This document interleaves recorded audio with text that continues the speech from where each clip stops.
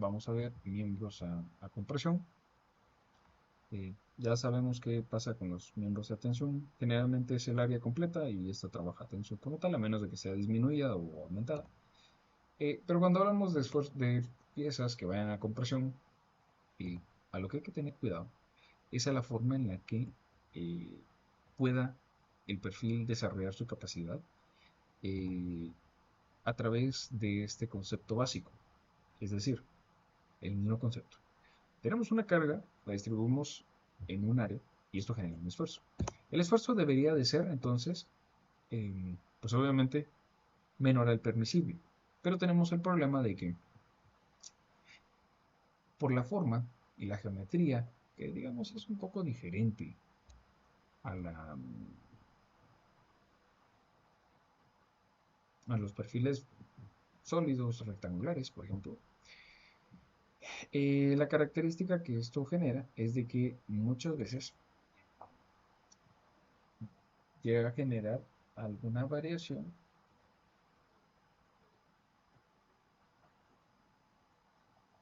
cómo estén dispuestos, por ejemplo, las columnas. Podemos tener una condición inestable en la cual la carga que está actuando va a ser mayor a la permisible. La ideal, de hecho, una condición estable, que es la que siempre vamos a buscar. Vean que acá aparece una carga P sub CR. Esta se le denomina carga crítica de Pandeo. Ya vamos a revisar qué es. Y lo que no buscamos es de que esa carga sea mayor a la carga crítica. Si nosotros tenemos piezas que son esbeltas, a ver, un ejemplo así sencillo, sin siquiera ser necesariamente acero, por ejemplo, una columna que sea, no sé, de 30 centímetros por 30 centímetros. Para un sistema de mampostería suena lógico, incluso tal vez un poco más gruesa de lo que se necesita, si es que son muros de 15. Es el doble de espesor, ¿no? Pero ojo, esto es para un sistema de mampostería. A lo mejor 3 metros de alto suena todavía dentro de un rango considerable. Pero si esa misma columna de 30 centímetros por 30 centímetros, una columna cuadrada de concreto reforzado, ahora la intentamos aplicar para un sistema de marcos. Hablemos de una doble altura, un mezanino, o una doble altura, ¿no? Hablemos de que es una doble altura, 6 metros, 30 centímetros por 30 centímetros. Incluso uno se siente inseguro solo con el hecho de pensarlo, porque es algo bastante esbelto. Una sección muy pequeñita para una altura muy grande. Entonces, normalmente estos miembros que son esbeltos, que básicamente es una losa apoyada sobre un palillo, generalmente van a fallar por pandemia. Y cuando son pequeñitos, robustos o poco esbeltos, no falla de, de manera que vaya a pandear, sino que falla porque va a comprimirse la pieza. Entonces el fallo ahí va a buscar una cedencia del material. En esta primera falla por la geometría y en esta segunda falla por el material. Es decir, que alcanza su capacidad resistente o su carga crítica. Y es precisamente por ello que cuando nosotros revisamos cuál es esa carga crítica, vamos a ver aquí, tenemos que para miembros en compresión, no sé qué, ya vamos a ver ahorita cómo clasificar uno corto de uno largo, solo que hay que verlos a revisar. Eh, digamos que vamos a tener relaciones de desgueltes muy bajitas. Y que también el comportamiento estructural no es afectado por inestabilidades que pueden suceder en los otros casos. Eh, si nosotros hablamos de que vamos a tener también un área total, pues esta área total es la que va a desarrollar su capacidad completa a compresión. Es decir, que la resistencia a compresión va a estar en función del área total y del FY, solamente por ahí. Normalmente va a alcanzar una plastificación. Ya saben ustedes que la plastificación es que pueda desarrollar su momento completo y la falla va a quedar determinada también por el aplastamiento, que es lo que ya platicábamos. ¿Sí? Si avanzamos, Miren que acá, ahora, ¿cómo clasificar si nosotros podemos tener miembros más largos o esbeltos? Pues bueno, cuando es ese caso, lo que vamos a tener es de que la relación de esbeltez, pues generalmente es bajita, ¿verdad? Baja, un rango intermedio. La rigidez axial es suficiente para posponer la iniciación del fenómeno de inestabilidad y normalmente pues la resistencia va dependiendo de qué tan rígido sea el miembro, porque vean ustedes, esto es como la longitud libre en las vigas. Si ustedes se recuerdan, mientras más longitud libre teníamos, o en este caso, mientras más esbelto, esbelta es la pieza, pues sucede lo mismo, que no va a permitir desarrollar un momento tan grande. Es el mismo concepto. Ven entonces que cuando tenemos vigas o columnas que no están bien arrostradas o bien confinadas o bien pues, propuestas, pues el detalle es de que generalmente no van a poder desarrollar toda esa capacidad que nosotros pues, necesitamos. La falla va quedando determinada por la inestabilidad inelástica. Es decir, si es inestable la pieza, eso hace que falle antes de que ocurra otra cosa. Y aquí tenemos dos enlaces que, pues, bueno, ahí era para que aquí. El primer enlace, pues, aquí ya le quitamos el audio. Vamos a revisar aquí rapidito. Hay una columna, pues es un tubo de 2 por 1 pulgada, por 0.625 de espesor. Vean ustedes aquí, vamos a ver la pantalla completa. La pieza es un tubo, se está sometiendo a una carga axial. Para simular el apoyo tipo pin o el roller o la articulación, se somete a dos elementos que restringen el desplazamiento horizontal, pero no modifican la carga positiva. Y si ustedes se dieron cuenta, la forma en la que va fallando esta pieza, pues básicamente es una curvatura que sucede de aquí a la mitad. ¿Qué quiere decir eso? Que pues obviamente, si nos vamos a la relación de esbeltez, el factor K, que ya lo vamos a ver en un ratito, las condiciones de borde que sean, que permitan una rotación, que es este caso, garantiza que el 100% de la longitud va a ser deformable. Vean que acá va la gráfica de la carga versus la deformación. Y conforme va avanzando, los enlaces en un ratito, igual están en la diapositiva. Aquí se puede copiar.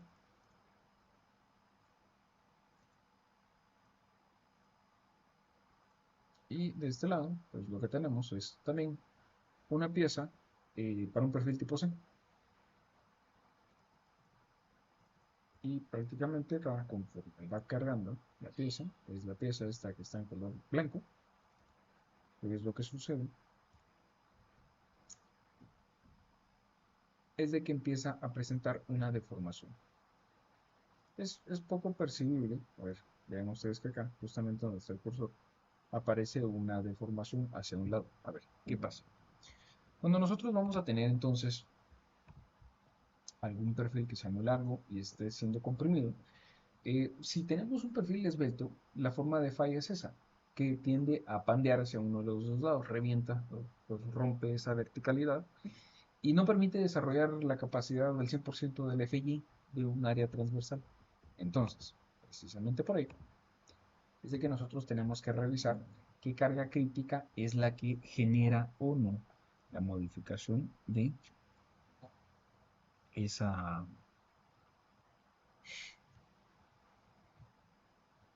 qué carga crítica es la que va a generar la modificación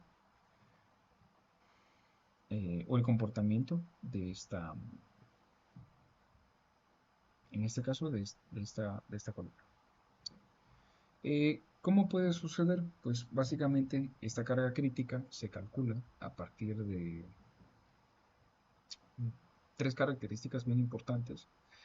Primero, aquí van a encontrar una relación que incluye un pi, ahorita voy a ello, pero especialmente en lo que es módulo de elasticidad del material que estemos analizando, la inercia, porque obviamente la inercia va a generar una modificación para bien o para mal. Pero si nosotros hablamos de que vamos a tener una,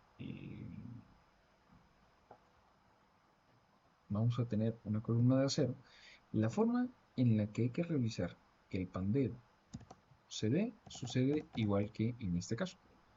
Si nosotros tenemos un perfil W, que a ver, este sí se utiliza para las columnas, se van a dar cuenta que uno busca, a ver, ven, aquí algo importante. Hablamos de siempre de la columna W14.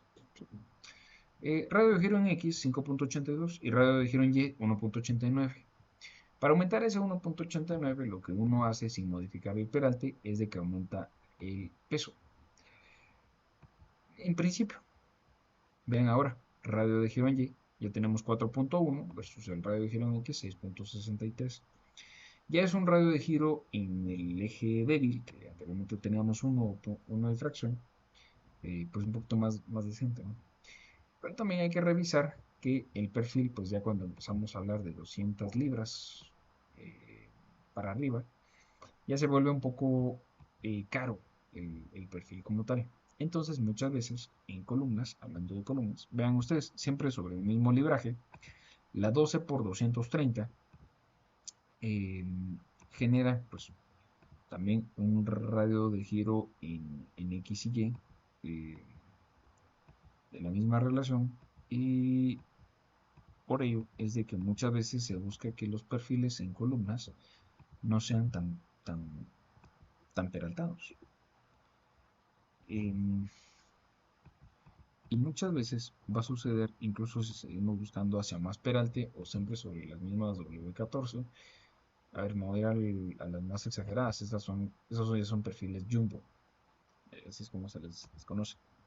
Nunca logro yo conseguir el empate entre el radio de giro en X y Y, ¿sí?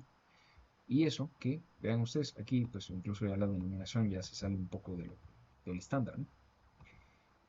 Pero lo que ocurre es de que entonces, si yo voy a tener tanta variación entre un radio de giro y otro, y los perfiles W pues son los más comunes utilizados ¿cómo se llama? En, son los más comunes utilizados en edificaciones, pues algo que se trata de buscar es tener un equilibrio en el cual, donde yo voy a tener la mayor demanda, colocar el sentido más fuerte de la columna, ¿sí? Entonces esto va a permitir que cuando yo tenga una demanda menor, pues sea un poco más fácil controlarla con mi radio de giro menor, ¿verdad? Bueno, ahora sí, veamos qué sucede entonces con la carga crítica. Cuando yo tengo carga crítica, hay una forma de revisar, y esto nace a partir de la teoría de Euler, donde lo que indica es de que, pues básicamente, esta carga crítica lo que va a generar es una deformación o una línea inelástica acá de la columna, eh, consiguiendo entonces una deformación máxima, ¿sí? Y una rotación a partir del punto de apoyo. Si esto es así, eh, pues lo que va a suceder es de que vamos a tener eh, una carga que, ojo, dos consideraciones importantes. Primero, el miembro debe de estar comportándose en el rango elástico, es decir, no podemos revisar eh, un comportamiento plástico o ya fallas posteriores al desarrollo de la utilidad de la pieza, y los extremos deben de girar libremente y no tener capacidad de traslación lateral, porque digamos que si yo cargo esta pieza acá y mi base se va a desplazar, en realidad ahí lo que pasa es de que se genera un comportamiento totalmente diferente, ¿verdad? Ya no carga axialmente mi columna. Aquí está la demostración. Pues normalmente está con un poquito más de tiempo se podría revisar. Pero de alguna manera, ya a través del despeje y la reversión de la inelástica y la curva de la columna, se logra llegar a la comprobación en la cual pues, la carga crítica es pi cuadrado por elasticidad por inercia sobre L cuadrado. Si nos mantenemos con que la carga crítica es esta, a ver, hablemos de que para una... Hagamos acá un ejercicio rapidito.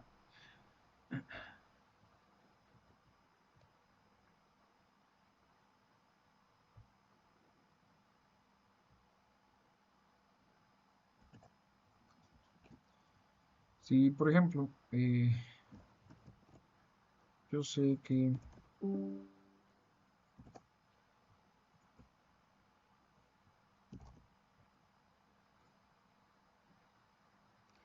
esta es mi carga crítica, digamos que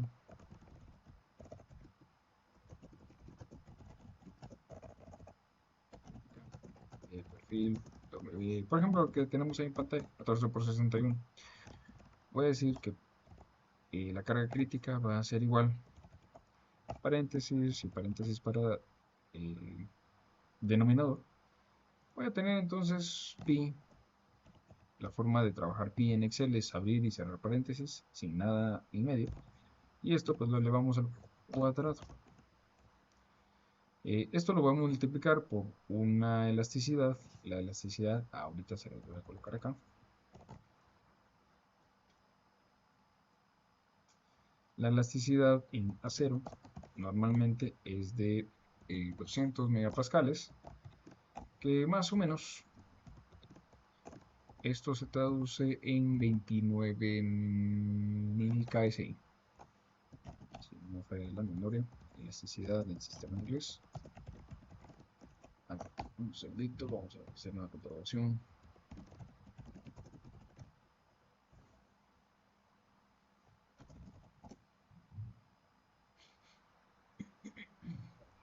Sí, 29.000 KSI. Ok, estamos bien.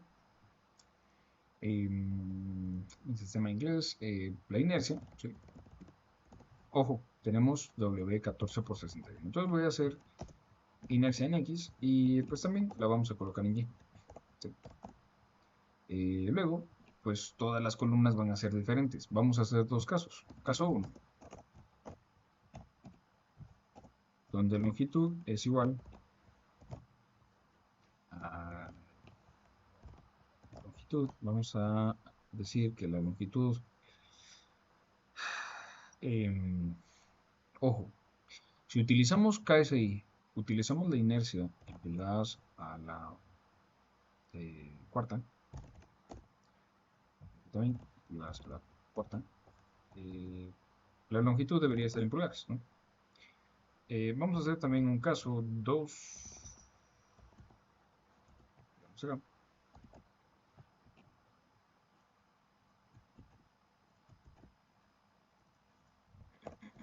Donde vamos a variar un poquito la longitud, ¿sí? Para revisar a ver ahí qué pasa. Con el perfil 14 por 61, pues vamos a tener que la inercia en Y, 14 por... Aquí está. Inercia en X, aquí es 640 y la de Y es 107. 640 y 107. Valores obtenidos de esta celda y esta otra. Digamos que para que ustedes se hagan una idea, una columna de 3 metros, pues 3 metros tiene 3.21, esto sería pies, esto sería metros.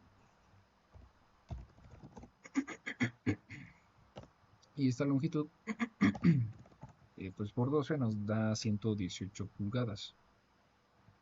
Y aquí vamos a hacer el caso 2, donde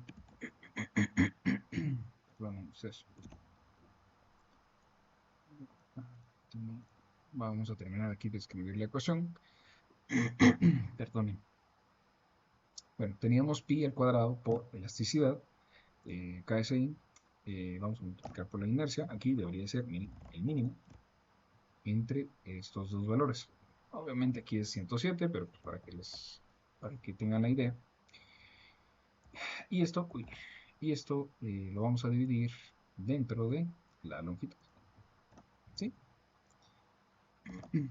Y esto sería kilolibras, ¿no? O kips, ¿ya? Bueno, pues, ¿cuál es el efecto de generar estos cálculos? Venimos. De que nosotros, si aumentamos la longitud de esa columna, hablemos de, no sé, 6 metros, pues claramente, bueno, es bastante obvio, ¿no? Como estamos aumentando el denominador, uy, aquí me hizo falta elevar el cuadrado, perdónenme. Ahí estamos. Sí, decía yo que era muy resistentes.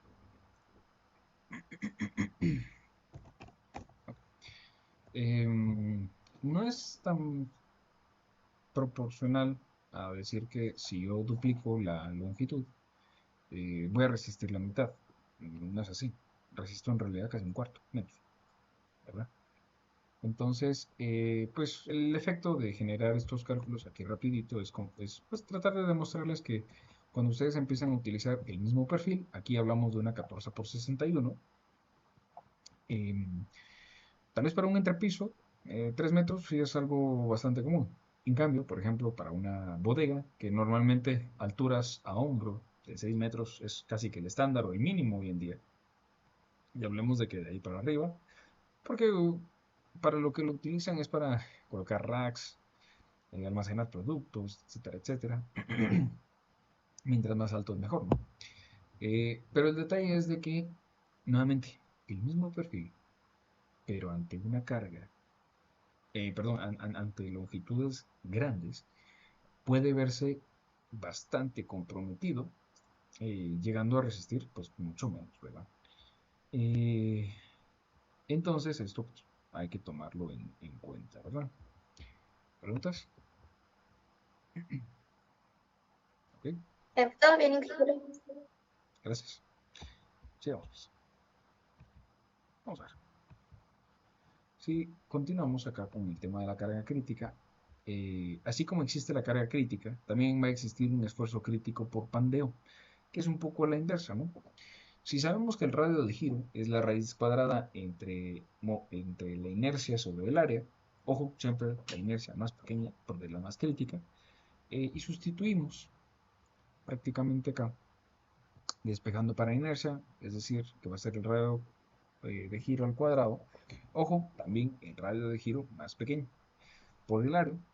eh, Vamos a modificar la inercia. Vean que aquí aparece el área y aparece r al cuadrado, ¿sí? Porque obviamente la inercia acá sería eh, r por a, ¿no? Entonces, aquí lo que hacemos es de que definimos que el esfuerzo crítico por pandeo va a ser esa carga crítica, obviamente, sobre el área.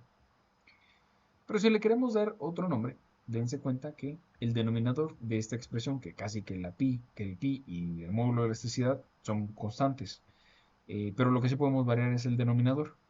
Entonces, podemos decir que si este número, el producto de este valor es muy alto, ese esfuerzo, eh, pues empieza a bajar, ¿no?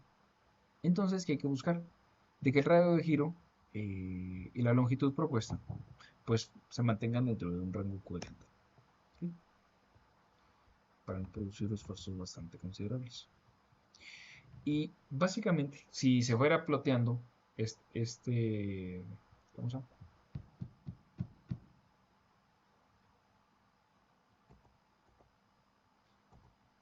Esta carga crítica, ¿sí?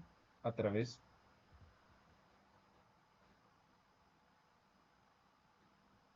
a través de esta ecuación, pues básicamente nosotros lo que tendríamos es esta gráfica con este comportamiento. El esfuerzo crítico versus la relación entre la longitud sobre su radio de giro. Conforme mayor es la longitud sobre el mismo radio de giro, pues obviamente la carga que podemos llegar a resistir va disminuyendo. De tal manera que mientras más larga es la pieza, vamos tendiendo a entrar, es decir, si excedemos la relación plástica, pues obviamente lo que vamos a generar es de que caemos en un pandeo elástico. Quiere decir de que vamos a tener lo que ocurrió en los videos que vimos en YouTube. Esas piezas ni siquiera logran desarrollar su capacidad correctamente. Antes van a pandear. Entonces, pues, ¿cómo puede llegar a influenciar la misma carga, no en el mismo elemento, la misma sección, pero a diferentes longitudes? Pues aquí tenemos 4 escenarios en los cuales a 1 metro, vean ustedes que la sección logra plastificar, versus en la misma sección, pero a 1,5 metros, sí plastifica un poco, pero tiende a pandear. A 2 metros ni siquiera plastifica, antes pandea. Y no se diga 2,5, pues se mira todavía aún pues mucho más deformada, mucho más pandeada, ¿no? Entonces, esta carga crítica de pandeo también puede explicarse a través de otra teoría que de alguna manera resuelve que nosotros pues, deberíamos de estar eh, trabajando siempre sobre un módulo de elasticidad, eh, aquí, módulo tangente variable. Quiere decir de que conforme nosotros variemos las características de nuestra pieza, aquí ya no es módulo de elasticidad normal, tradicional, sino que el módulo de elasticidad, o ahora el módulo tangente variable, va a ir teniendo diferentes valores que de alguna manera logran responder correctamente. Pues media vez uno excede el rango elástico, es eso, ¿no? Uno excede el rango elástico, ya no existe elasticidad. Entonces ahí empieza a ocurrir el módulo tangente variable, que es esta combinación de diferentes tangentes, diferentes pendientes que producen esta curva. Entonces, ¿qué tenemos? Si estamos dentro del rango elástico, se va a mantener y a producir la teoría de Euler, es decir, la carga crítica va a ser pi cuadrado por elasticidad normal, la de 29.000 KSI, dividido L sobre R al cuadrado. En cambio, si nosotros ya excedimos esa capacidad elástica, ya estamos hablando de un pandeo inelástico, entonces ahí ya no existe el módulo elástico, ya no existe el módulo de elasticidad, entonces aparece el módulo tangente. Pero en realidad este es bastante difícil de calcular, es casi que habría que ensayar cada perfil, cada disposición, etcétera, etcétera. Entonces, pues, ¿cuál es el- cuál es la propuesta de ISSN? Que básicamente, cuando nosotros tenemos columnas, a ver, y miren acá, aquí empieza a aparecer cómo clasificar las columnas, esto es algo importante. La esbeltez, algo así como chequeamos la compacidad en perfiles a compresión, pues lo que tenemos es de que el valor lambda va a ser igual a L sobre R. Si nuestro L sobre R es menor a 10, entonces tenemos un bloque de compresión, ni siquiera es una columna. En cambio, si estamos entre 10 a 100, es una columna corta. Casi que la forma de falla es inelástica. En cambio, si tenemos columnas largas, es decir, con una relación de esbeltez entre 100 y 200, pues lo que va a ocurrir es de que vamos a poder aplicar sin problema la teoría de Euler. Y generalmente, vean ustedes acá, si esta gráfica es el FI, pues nosotros ya con columnas largas no logramos tampoco desarrollar ese esfuerzo de fluencia completamente. Y lo que divide es el esfuerzo plástico, ¿sí? A ver, ¿qué quiere decir esto?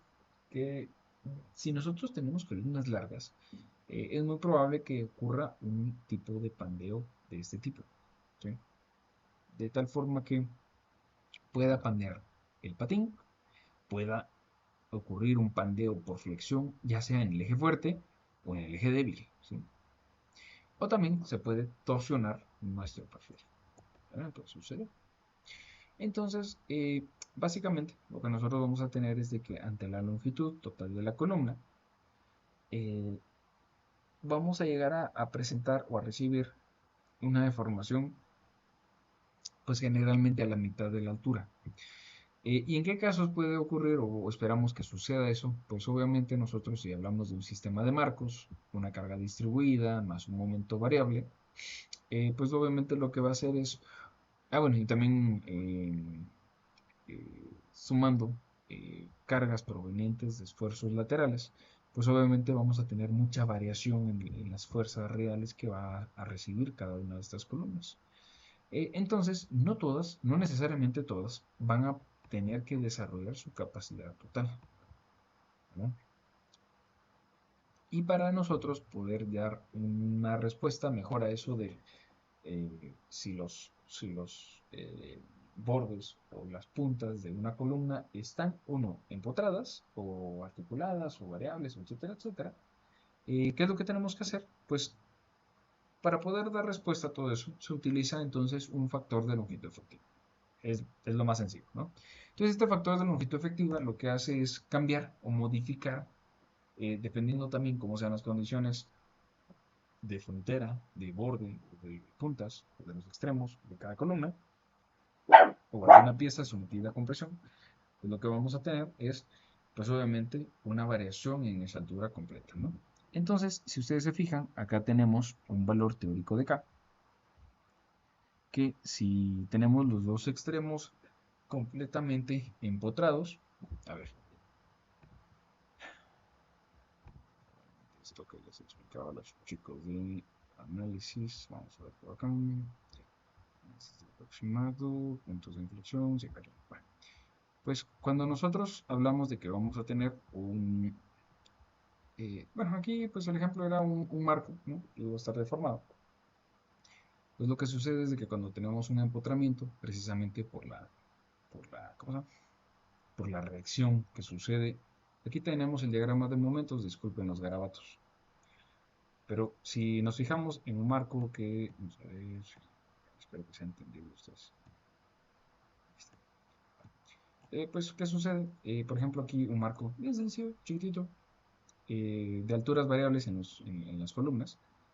Eh, pues, ¿qué sucede? Cada vez que nosotros vamos a tener de que el diagrama de, bueno, aquí está el diagrama de fuerzas o de cortante, y aquí está el diagrama de momentos. Pero cada vez que nuestro diagrama de momentos llega a ser cero, pues ahí ocurre un punto de inflexión. Entonces, normalmente como los apoyos empotrados arrancan de un momento que parte de una reacción, pues es análisis estructural básico, no estamos cerca de ese eje neutro. En cambio, pues ya cuando llegamos a topar a ese eje neutro, pues aparece un punto de inflexión o una rótula. Entonces, ya si lo vemos aquí un poquito, pues digamos el marco ahí deformado, arrancamos de cero de formación por la reacción del momento y va a llegar a un punto donde ahí aparece una rótula, ¿no? Ahí ya nosotros vamos a tener, vamos a ver si tengo otro marquito por aquí. Bueno, miren, por ejemplo acá. En cambio, cuando tenemos puntos articulados, ahí no arrancamos de ningún momento. Entonces, si nos vamos al diagrama de momentos, aquí no es, aquí está. El diagrama de momentos, pues arranca en cero. Entonces ahí es libre completamente la columna de rotar. Y bueno, aquí ya había pues, tratado aquí de ejemplificar esto. Y vean ustedes, si nosotros tuviéramos un sistema de marcos que pues, es deformable a partir de rótulas en los inicios de las columnas, pues lo que sucede es de que el 100% de la longitud es deformable.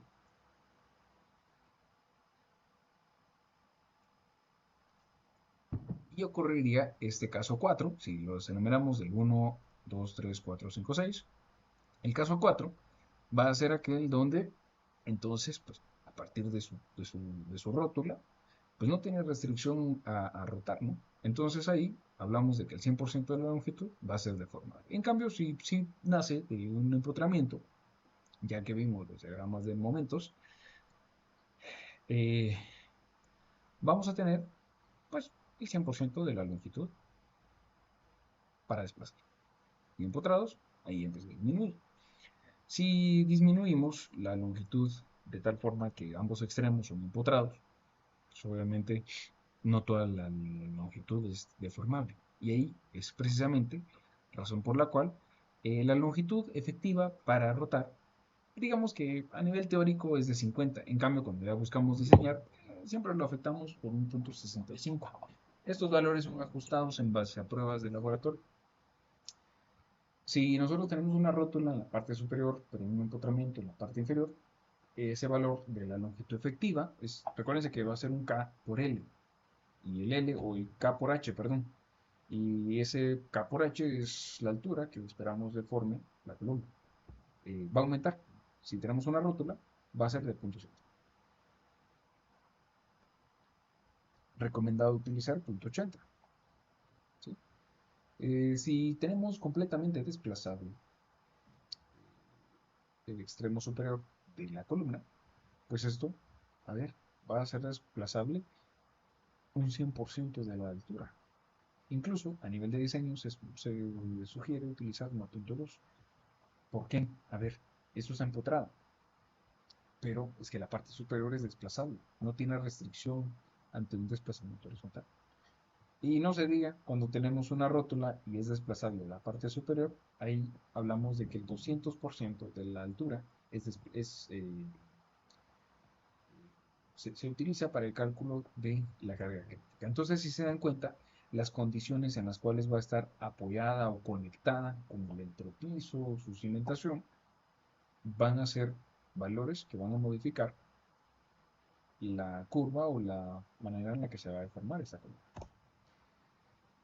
¿Alguna pregunta hasta acá?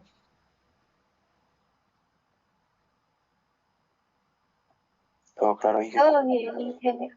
Gracias.